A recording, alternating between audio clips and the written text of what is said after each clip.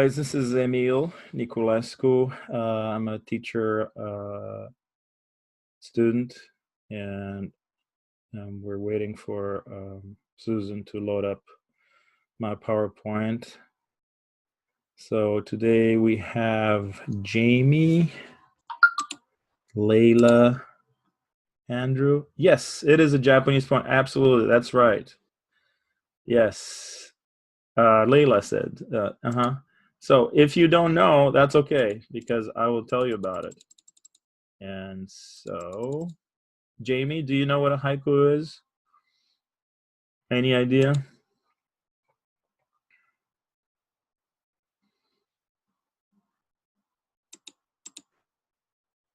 No? Jamie? No? Yes?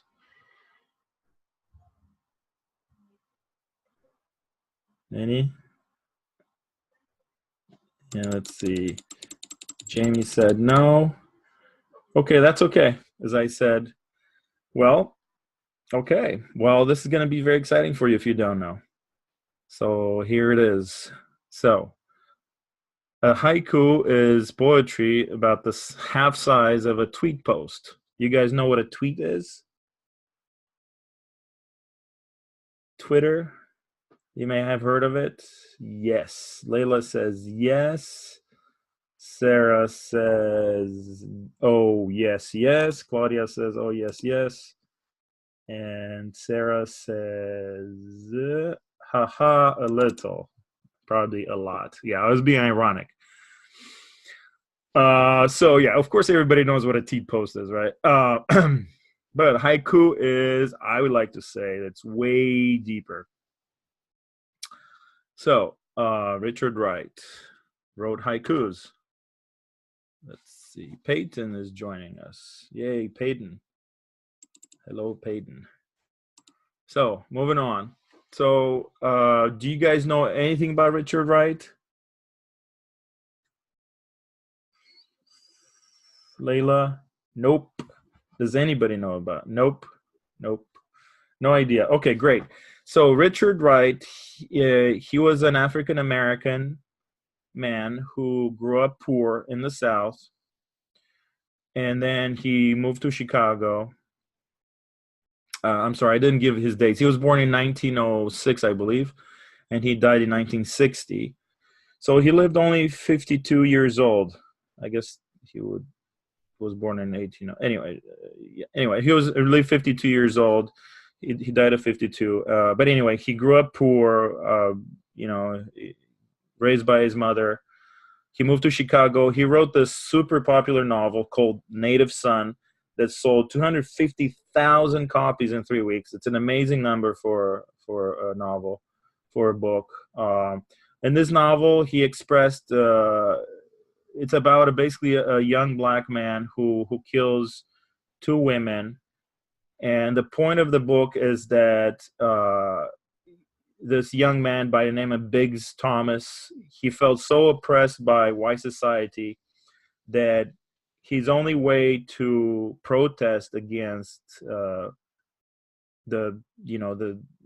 isolation that he felt, or the many things that were prohibited to him, the only way to protest was to murder. So it was a very violent novel. Okay. And then he moved to France, and he lived there for the last 12 years of his life. So, but then in France, and then he got very ill. He had some kind of horrible disease of the intestines, dysentery. And when in the last year of his life, he discovered the haiku. And that's what we're going to talk about today. Layla said something. Anyway, did you want to say something, Layla?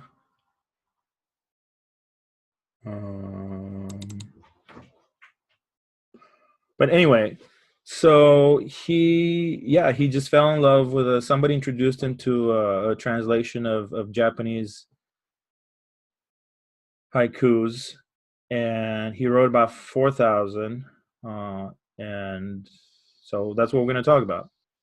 So I thought this would be great because, they were just little poems that I think they can enlighten you, and maybe hopefully you can realize the great wisdom behind the haiku. So moving on. What is a haiku? So what a haiku is a Japanese art form. It's they're short poems of a person's harmony with nature. It's rooted in Zen Buddhism, which believes that we should be following nature, that we are nature, we're part of nature, and we're not apart from nature, so don't try to dominate it.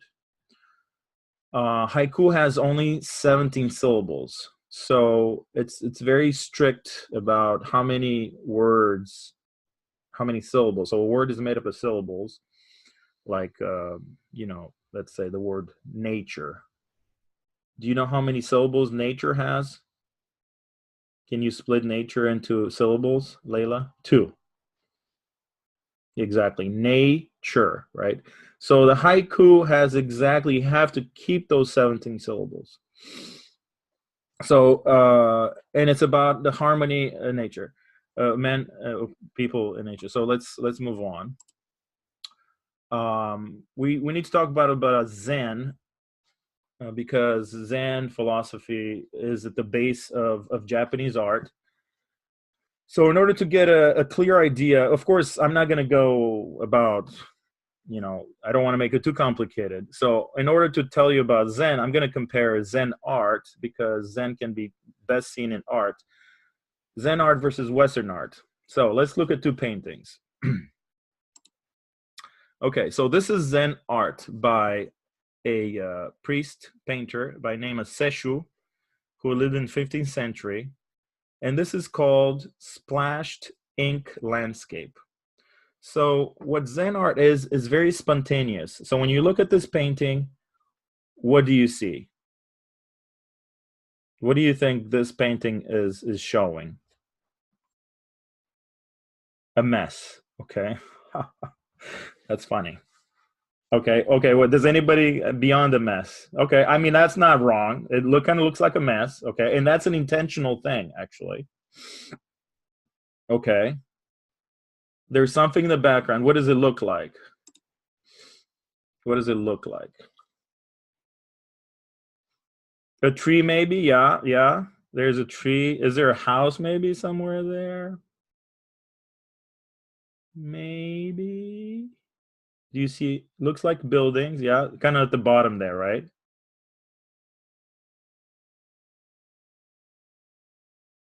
Anybody? Peyton, do you see something else in the shadow? Very foggy. Yes, correct. Very nice. Jamie, do you see anything else in there? So Layla said house, building, fog. What is in the fog? Tall rocks. Excellent, Andrew. Excellent. I see writing. Yes, and the trees, they kind of look like the writing, right?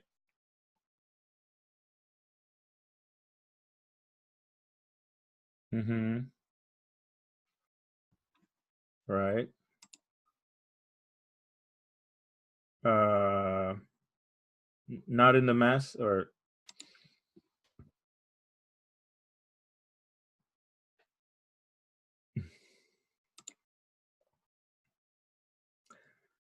yeah. There's writing in the mess. Yeah, maybe they could be, right? So we don't really know, right? So the point of this, the point here that I'm trying to say is that Zen art is supposed to be spontaneous, right? It's supposed to kind of blend things in. Again, the idea that man or the painter or the artist, it's kind of invisible, right? You can't really see, it's kind of looks like it was accidental, right? Don't you agree? It's like a child could do it, right? Supposedly. So that's kind of like the Zen. No, a child could not do it. Peyton, you have a good point. Why could not a child do it? Why? Why do you say no?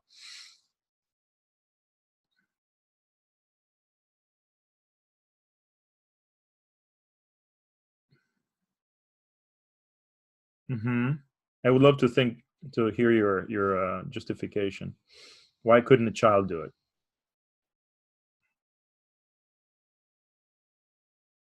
Yes, it is more focused. I mean, so there is some kind of deliberateness, right? But at the same time, it's supposed to look spontaneous, right? Kind of like an accident, right? So for contrast, let's look at Western art. Layla, you gonna say something? Uh-huh. Yes, abstract. Exactly. Right. So basically, the painter is trying to basically kind of, look like it's kind of representing, but not really, right? There's kind of a very fine line between representation and not representation, right? There's like this sort of erased fogginess, right? And that's the whole point, that you're supposed to kind of be like, kind of melt into nature. So, in contrast, look at Western art from the same time approximately. This is the German artist Albrecht Dürer. Again, he looks at nature. Look how deliberate this is. Does this look spontaneous, or does it look like it took a long time to create? Do you think it's easy to make those blades of grass? This is a painting. It's not a picture. It's not a photograph, right? Because this is like this is like 15th century, 16th century. Does this look easy? Could you do this easily? Yeah, hours, maybe days, maybe months. Exactly. Super difficult. Super difficult. Exactly. So that's the difference between Zen philosophy and Western philosophy, is that a Western person or Western artist is trying to control and to show his um, it's trying to be very deliberate, and it's not spontaneous, while the Zen painting is very spontaneous, right? So that has to do with the philosophy. Okay, excellent. So what does this have to do with the haiku? Well, haiku basically is based on the same kind of Zen philosophy, that you're kind of supposed to just kind of melt into nature and find this kind of philosophy, higher, to kind of like melt into nature. So, for example, here's a poem, a haiku poem would be: a trout leaps, clouds are moving in the bed of the stream, right? It's kind of, you just see nature, you don't really see the poet, right? He's just observing nature, right? Um, so there are also four. I'm going to talk about four art concepts in Japanese art. So these haikus, they usually express some kind of idea. Um, as I said, the Japanese, they actually had some rules, right? It was not just like, hey, let me take some paint, let me throw it, on the canvas, whatever, right? It was not quite like that. They still had some principles. So some haikus were about the principle of avare or aware, where basically the haiku there would be like everything dies or changes at some point, impermanence. So basically, an example of that is kind of a haiku that expresses aware would be like, no matter how hard you work out and eat right, you'll die. So better enjoy the moment, right? So in the West, we're worried about our abs, we're worried about our figure, we're worried about death essentially. But a Zen Buddhist or truly a Zen person would not be worried about that, because they know that everything dies at some point, everything changes, right? Another principle in Zen art is called wabi, but basically there's beauty in poverty. For example, a beggar or the bum that you see on the streets today, uh, he is like a Zen Buddhist because he sees more life, because he's not busy like a business person who stares at a computer for 80 hours, right? Who owns, but anyway. So we have aware, wabi, sabi, and yugen. So why do we care about that? Well, because I want you to take these concepts and apply them to Richard Wright's haikus. Okay. So here is the exercise. Let's apply the Japanese ideas of aware. So I'll give you a poem by Richard Wright that might have aware, wabi, sabi, yugen.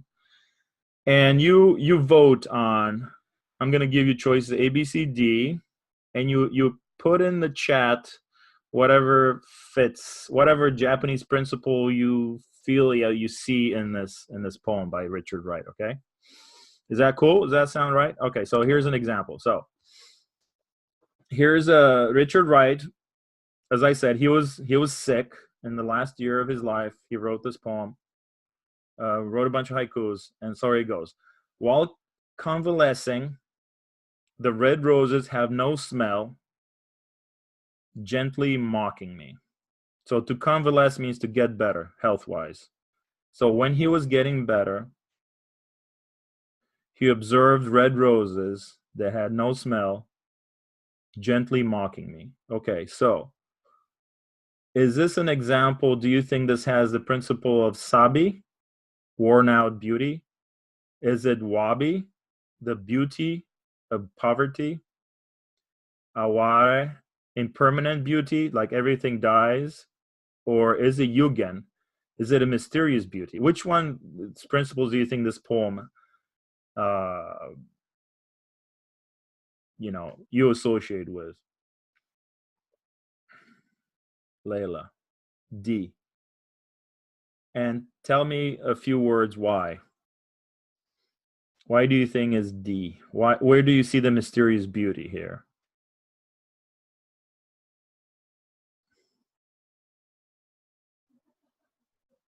Mm-hmm.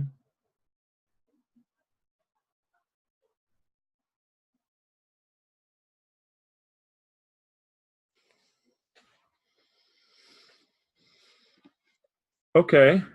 Um, yeah, sure. It's possible. There's a mystery to why the roses don't have a smell. Okay, why not? What else? Other possibilities?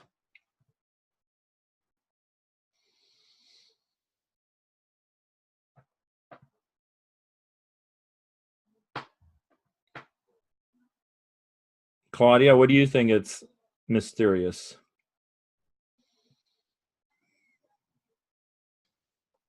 Yeah, exactly. So maybe they one time had no smell, or maybe he's talking about himself, right? That he is worn out because he's ill, right?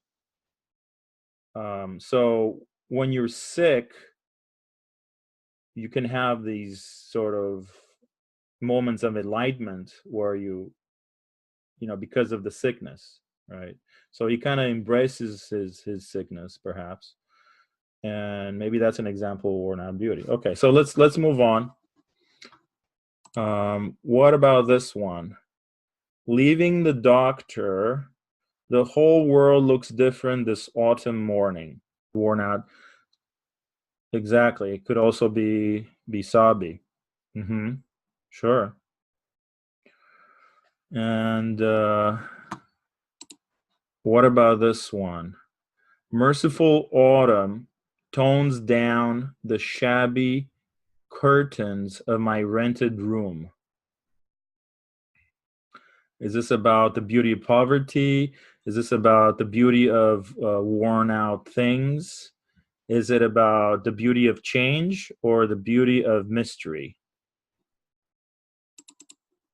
A. Yeah, I think that's definitely a much more obvious worn out beauty, right? Because he talks about the shabby curtains and somehow they're balanced by the merciful autumn. And it's a rented room, so he's not at home, right? Anybody else? Peyton, do you think differently from Layla or from what I said?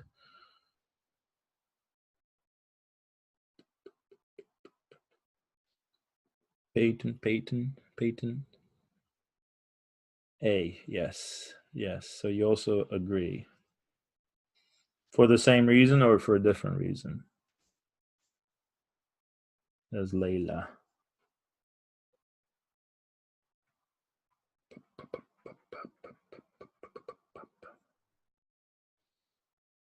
Okay. Moving on, because we have a lot to do. Very good, guys. Another haiku, number 461. I am paying rent for the lice in my cold room and the moonlight too. Is it worn out beauty? Beauty of poverty? Is it about the beauty of change? Or is it about mystery? Layla, the hand on the bottom. Yeah, about button. Yes, I agree. Yes, lice, cold room, right? Is that why you're saying it? Uh-huh. What about the moonlight? What does that give us?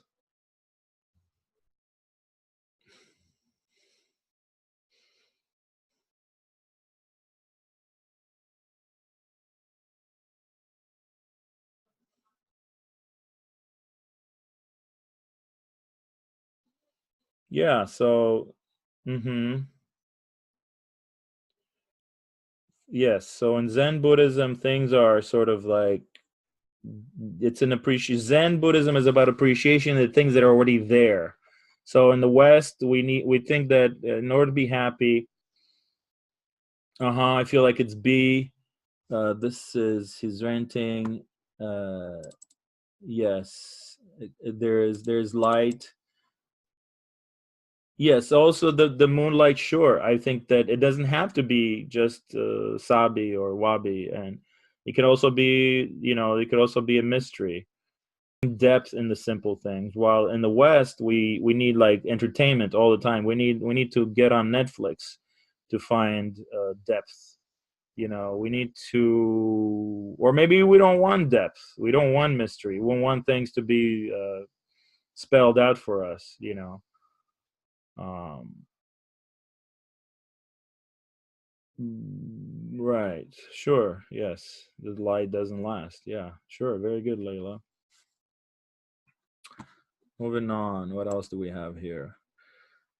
One magnolia landed upon another in the dew-wet grass.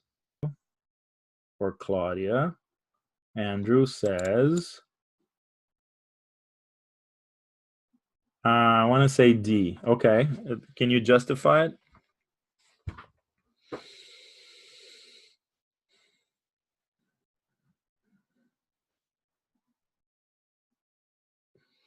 Why do you say D? Why is it mysterious? What is the mystery about the magnolia, which is a flower, right? A beautiful flower.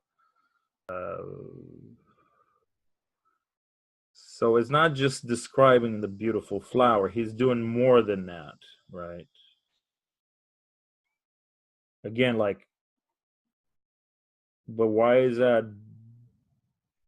Is it beautiful just because, or why not just say, hey, magnolia flower? Just say, hey, look, magnolia flower. Looks at dogs looking at a tree trunk.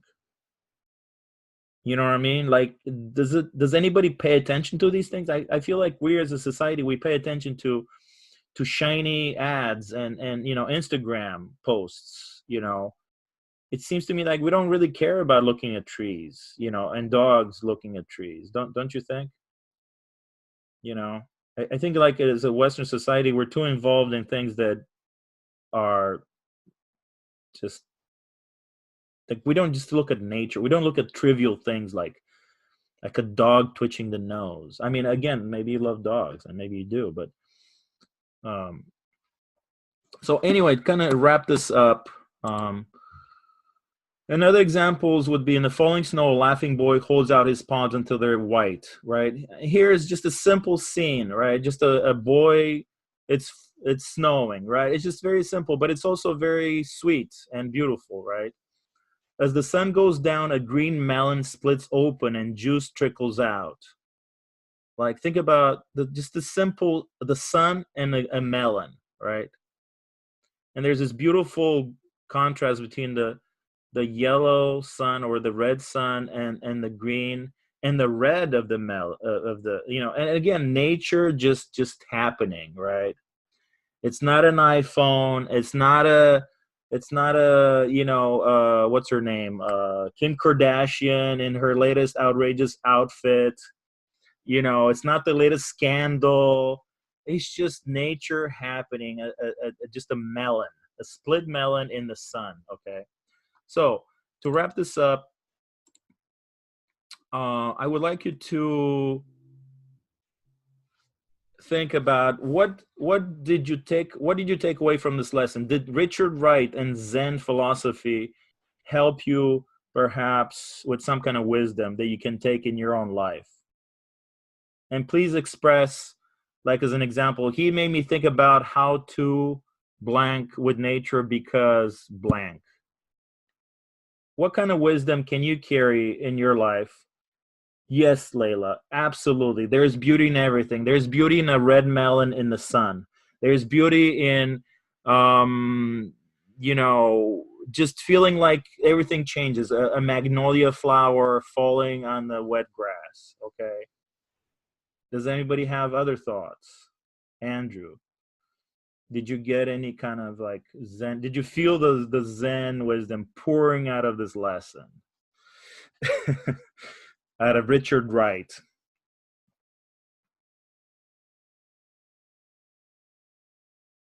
you know, or Claudia? Were you touched by, Andrew? No, you're not touched by Zen Buddhism. Is that what you're saying?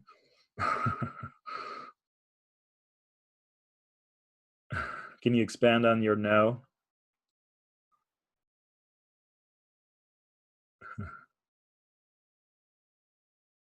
No, I do not like Zen Buddhism.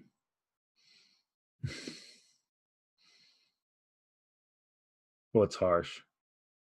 The no?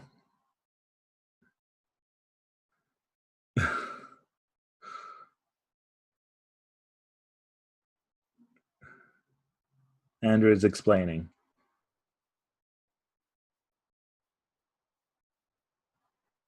Oh, okay, that's cool. That's fine. It's fine to it means you're in touch with you're in touch with your inner being, and that's also part of Zen. Payton, what do you think about the haiku?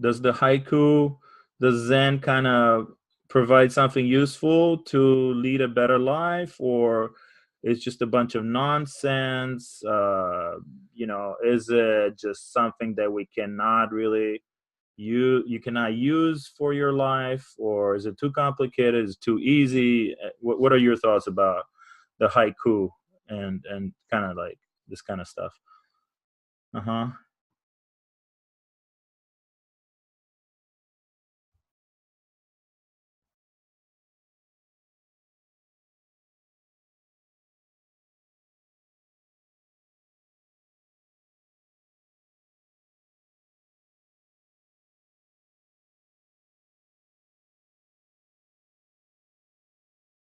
Okay, good. Like for example, what concepts? Can you give me a name of the concept that you something?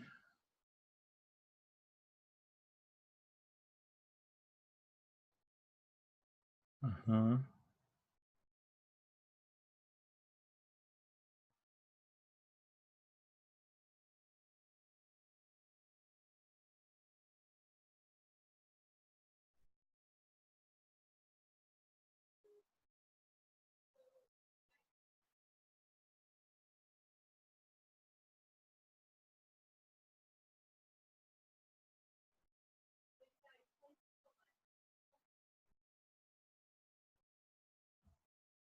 I'm still waiting for the text to show up in my chat box here. Uh,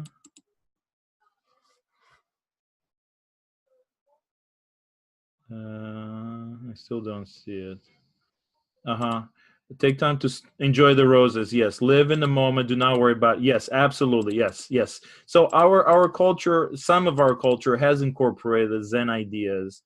Uh and so you're right. It's just it's about being in the moment. It's called mindfulness, right? So mindfulness is a very useful philosophy of life to have, because sometimes we're worried about things that just don't matter, like material things, getting loans to buy a souped up car, the latest iPhone and stuff like this, or to follow celebrities that have nothing deep to say, or they, and so, yeah, you're absolutely right. Live in a moment. Tomorrow you might die. So this is the only time that it really exists. The future is uncertain. It's going to change. That doesn't matter who you are. You can, anything can change for you. And so just appreciate, be grateful for the moment. Be grateful, because that's truly what we have. Okay. So thank you so much, guys, for your contribution, for everybody. And that's it. Thanks a lot.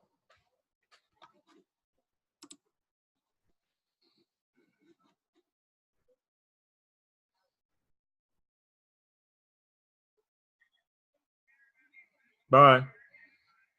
Yeah. Okay. Thank you. Thanks a lot. Thank you. Appreciate the chance. I really do. Thank you.